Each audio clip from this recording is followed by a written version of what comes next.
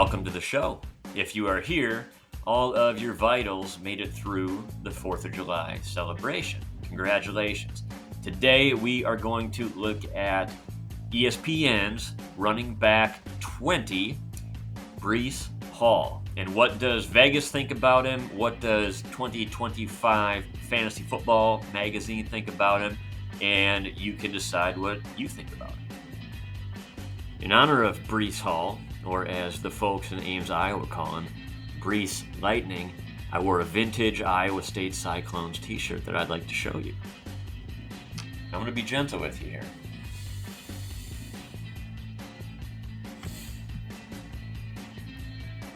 Behind me, I have a rocket ship covered in dog turds.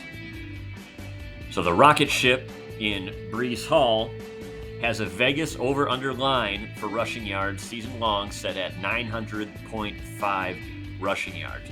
The ESPN Fantasy app is showing a projection of 1,022.7 rushing yards for the season. So much higher. The 2025 Fantasy Football magazine shows a rushing projection of 977 for season-long rushing yards. That Vegas line for rushing touchdowns is at over-under 5.5.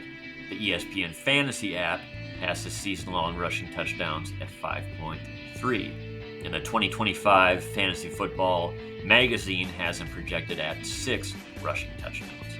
Very close. Similar to the RJ Harvey video, the biggest variable in Breece Hall's production this year is going to come from receptions, receiving yards.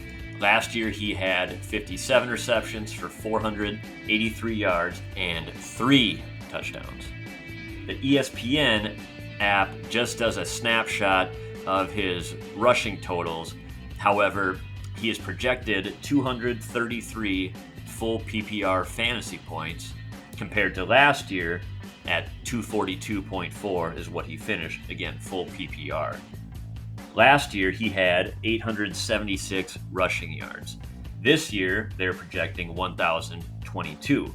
However, they are still projecting that he has 9 less fantasy points than he did last year, which tells us if he has more rushing yards but less fantasy points, someone is taking those receptions from him. And I do believe that person is just Justin Fields running the football. There is no over-under line that I could find as far as season-long receiving totals for Breece Hall from Vegas. However, the 2025 Fantasy Football magazine has him at 62 catches for 518 yards and 3 touchdowns, which would actually be an improvement from last season, an improvement in receiving production going from the statue Aaron Rodgers to a scramble-happy Justin Fields is extremely unlikely.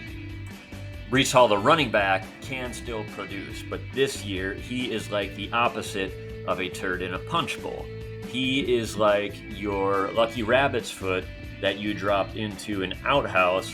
Now I'm going to throw some graphics up on the screen and quickly touch base on all of the little mines in the field that Breece has to run through in order to get you the fantasy season that you are hoping for. Obstacle number 1, game script. Maybe it's good. They might be throwing.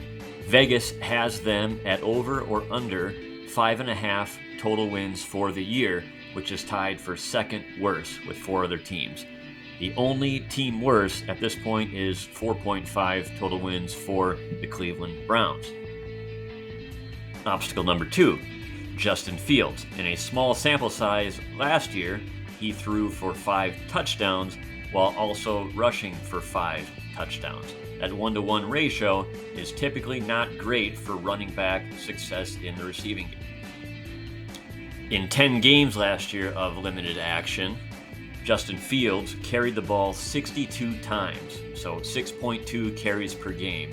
Aaron Rodgers, who played in all 17 games, only had 22 carries during that time. That tells us the Jets like to run with Justin Fields. If Justin Fields goes down, the backup in this scenario is Tyrod Taylor, who's been known to run in the past, but is now 35 years old. So that may actually be advantageous as far as dump-offs to Breece Hall. The biggest potential obstacle that I'm seeing outside of Justin Fields is the offensive line for the New York Jets, who returns 4 of 5 starters from a team that was second to last season with 91.8 rush yards per game, putting them only above the Raiders, who were an abysmal 79.8 rush yards per game.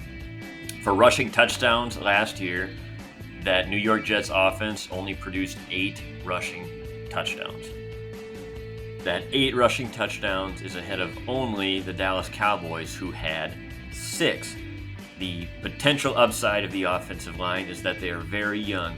Last year, they spent their first-round pick on a left tackle out of Penn State. This year, they spent their first-round pick on a right tackle out of Missouri.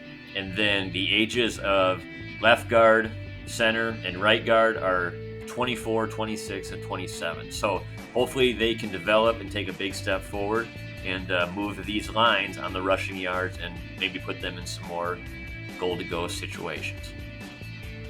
The last little obstacle for Breece Hall is just a loaded backfield in New York. They seem to like running backs Braylon Allen and Isaiah Davis. And though they didn't draft him, they signed as an undrafted free agent Donovan Edwards out of Michigan, who I don't know if he'll make the team, probably not right away, but at one point we all thought he was good enough to be on the cover of the NCAA video game. So maybe there's a spark there. We will see.